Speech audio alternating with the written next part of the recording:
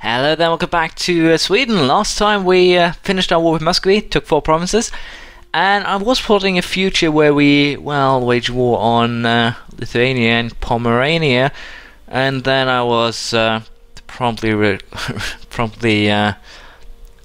disappointed when I realised we have a Regency Council, a crappy-ass Regency Council, that for some reason gave me the Die Please Die achievement, which I find to be incredibly surprising. I have no idea if that's how it's supposed to be, but it was infuriatingly annoying. So for the time being, we'll just sit back and continue with what we have been doing. I'm currently improving relations with Austria and Bohemia to make sure the alliances do keep on going. And, well, Brandenburg decided to declare war on Pomerania, which was kind of bad because I wanted to declare war on Pomerania since they're allied with Lithuania now, and thus just go for a straight out annexation. I could also, of course, then have called in their allies Gelre, for instance, just for fun.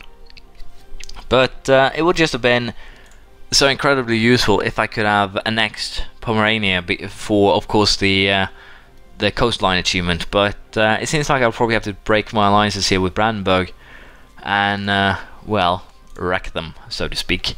Apparently, in Novgorod can't handle the noble rebels. They won't just smash them. They'll just re-siege whatever they take. So it's an interesting, well, relationship. And I'm out of manpower too, which makes me kind of awkward here. I need to recover that, but we're recovering a fair amount a month now, 600 and something. So it's not too terrible. And Brandenburg is calling me into war against Pomerania, Gelre, and Lithuania. I think I'm just going to say no, to be perfectly honest. I don't want to be part of this, and if I'm lucky, Lithuania might be able to turn this around. So we'll decline that. I don't need your alliance anymore, Brandenburg, because of the simple fact that you're going to take what I love. So if I piss you off and you join a coalition, that would actually be wonderful.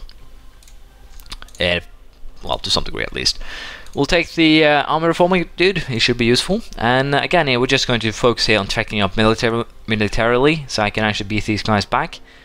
And, well, judging by the rulers that I will be getting, that will most likely not be as easy as I would anticipate. And again, I'm just trying to keep the unrest down, but it doesn't seem like it's helping a terrible lot. There'll probably be rebels here sooner rather than later, especially if you consider how Novgorod deals with this. So I think I'll just allow the Sunny rebels to pop up and continue on defending the other land, if you will.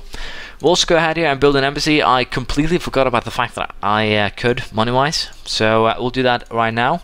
We'll build a fine arts academy later. It's just ability cost, so it's not, well, as important, if you will.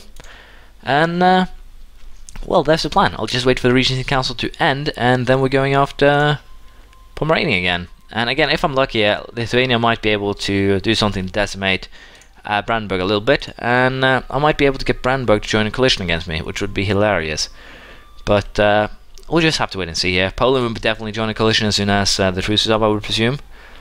But I'll have to see here. If I play my cards right, I'll be able to get, well, some sort of deal here. The conversions is also going nicely. As you can see, there's just 3 provinces left that aren't Protestant in my lands. And we have taken an upgrade in military attack, the Spanish Square. Military attacks with 0.25 and 2 new types of infantry. Let's just upgrade right away. Again, I won't be using diplomatic points unless I have to. Really simple why. If I have to use them, it'll be because, well, Pomerania, Spain do not have a legal heir. But I would never get a royal marriage due to the fact that it is neutral attitude and it's just so far away, so it doesn't really matter. And sorry, what were I saying? Nothing. If I can get Spain in the Union, that would also be hilarious. So we'll just try and get some relations up here and see what happens. Carl the 8th Fleming, 303, crap as hell. An heir to the throne, Frederick August, 415. Again, diplomatic abilities of my rulers are questionable at best. So we'll just make a general out of the crap one. Well, I'll give him that. He has a pretty sweet maneuver value. And as you can see, I'm actually far below my my force limit here of 64,000 men. So that's not too good.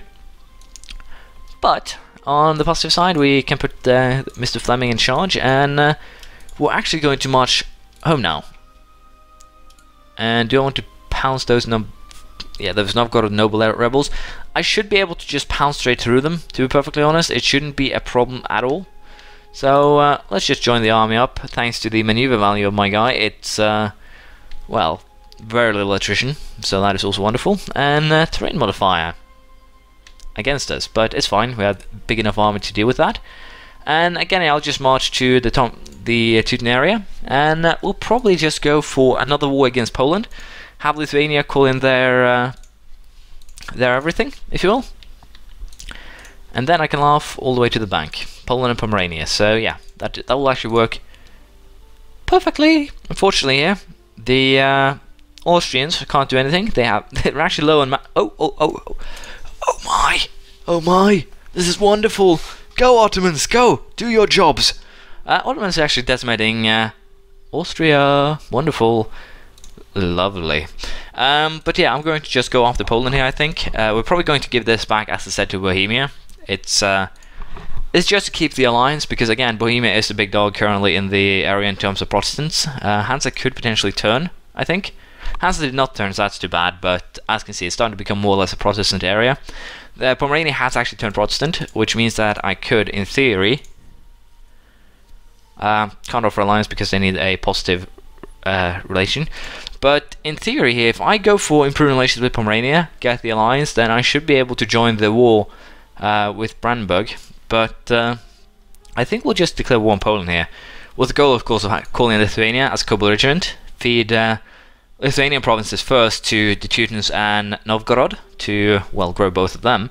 And Lithuania is currently rather weak due to the fact they're at war with, let's just face it, they're at war with Novgorod here. So, no, sorry, Muscovy. So they're actually fairly weak. Muscovy is also falling now, or losing now, to both Kazan, Crimea, Timurids, and Nogai and Punjab, and also Lithuania. So they're definitely going to be slowing down colonial-wise, and thus we can just use Novgorod here to take the remains, if you will. But as I said here, we'll declare war on Poland with the goal of growing both the Teutons and also Novgorod. Although I'll probably give Novgorod the provinces that are still Orthodox, more so than anything else. It's probably for the best. Because again, Catholic provinces is probably best to just hand over to Teutons, so they won't have to convert them. And well, that's the plan. So let's just go ahead here. Poland, you are hereby declared war on, and Bohemia will join in, so they can actually peace out for Ratibor themselves, so I'll probably allow them to do that. So Lithuania will be called in as co-belligerent, just allied with their have an incredible debt too. So it should be fairly straightforward. Who are the Palatinate allied with? Just Poland. I could call them in just to vassalize them as an elector. Wait. Vassalize the Palatinate as an elector. Do I want to do that? They prefer Poland. They're actually voting for Poland as emperor. I'm not eligible to be emperor, apparently. Why? Oh, because I'm Protestant, I would presume. But yeah, we're actually just going to go after Poland. I could vassalize an elector just for fun, but I don't really see a point to that other than getting France in coalition against me. So we're just going to keep on beating on the eastern lands. So there we go. War has been declared. And again, I'm pretty sure my vassals can do most of this themselves. So I'm just going to sit up here in the north and do some sieging of, well, Lithuania's land. It should be fairly straightforward. Did Lithuania not join in? Lithuania betrayed their ally? How nice! But Pomerania won't join in, so doesn't help, but how nice! So I guess we'll just go for take Samothrace, basically fight two individual wars. It's just the same thing really, and since Lithuania already has been injured to such a degree, it should be a fairly straightforward, well, conquest war, if you will. So it'll be interesting to see how that pans out.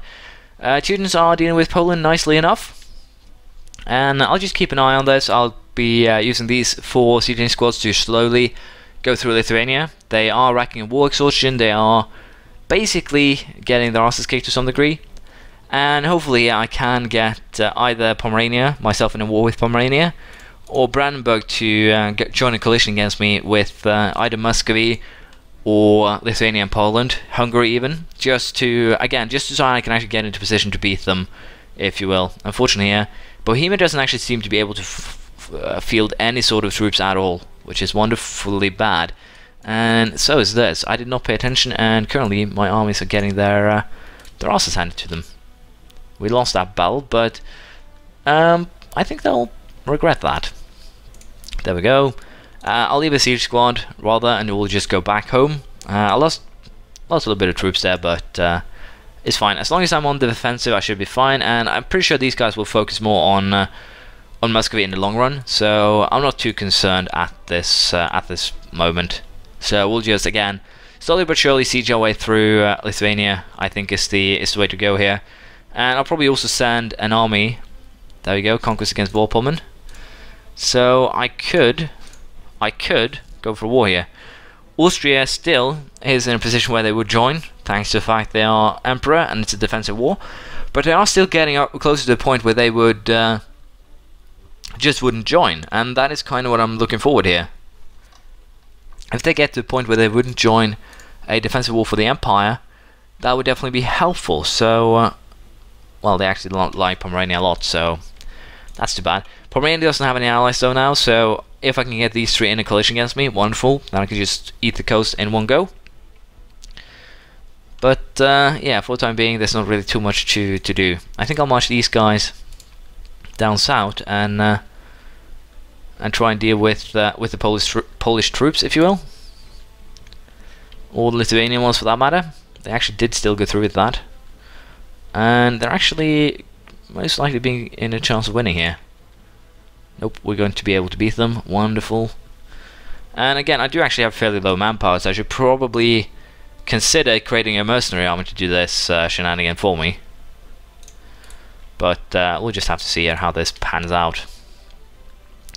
For now, however, okay, these guys will lose that battle, that's for sure. But we'll punish the ones that actually started that battle by total annihilation. Anyways, I'm just going to allow this war to continue, and we'll see here what happens in terms of a peace deal. Again, I'm pretty sure Teutons can handle Poland on their own, at least until I'm done here. Novgorod seem unable to actually just siege this province. They seem completely useless in that regard. But yeah, I'll just keep on sieging for them then, and we'll see what we end up with here. I'll be back very soon. Well, Lithuania did actually end the war without taking anything from Muscovy at all, so I might have to consider actually just walking straight down and dealing with well, Poland here more so than anything else. And as you can see, at basic distance between borders, the fact that we're neutral will not give me an opportunity to go for a royal marriage here, although it would definitely be really helpful if I could. Lithuania is currently, it's just a weak claim, but other than that, again, it's not really anyone here that's too interesting to try and claim per se. But I think I'll just go actually just straight down here, just do a carpet siege of Poland, more or less, and then I'll go back to deal with Lithuania. For now, I'm pretty sure that we have weakened them enough. Lithuania is running a very small army here, and they're getting war exhaustion, so I think I'll just save my troops. We'll retreat down to, we'll go down to Poland, we'll deal with them first, and then we'll consider what we want to do here. Novgorod has started sieging Lithuania after all. So, again, we're just going to march down here into Poland. We're going to start, well, destroying Poland more so than anything else. Poland, Moldavia, and Palnate. So, most of those troops I would presume are Palnate troops. So, I wouldn't be too concerned with just basically setting up siege squads more or less everywhere. And hopefully I won't regret this decision, but of course there is a possibility of that happening. So we'll just have to see how this actually works out. But for now, it looks to be a fairly decent plan. Hopefully, probably, most likely. We'll see how it works out in the end. But yeah, apparently this is kind of what I was expecting. The fact that Polish troops would be able to join up with Lithuanian ones. But again, I still should be able to win the battles thanks to the fact that I can just do the things like this, just join up and annihilate them. But that means I need to be careful in what I choose to siege, basically keep some bigger armies sieging some places, etc. Just to, again, just to keep things safe, more or less. There's an 8,000 Polish army in Bels. So yeah, it's basically security first to just slowly but surely siege everything. I think I might have gone a little bit too aggressive here. I should probably just waited with Lithuania until I was about done with Poland. To some degree, that would definitely have been useful. But I didn't plan things through. That is basically the penalty that I'm currently paying. Now, the student army is actually running around down here and causing some mayhem, so that's again a positive. But I am low on manpower, so I might have to reconsider my plans here. But for now, I would actually prefer it if Lithuania would go back and just siege their own provinces. But I'm going to leave it here. We're going to continue next time. Thank you for watching. Please leave a comment, praise, criticism, anything you feel like, and I'll see you next time. Bye.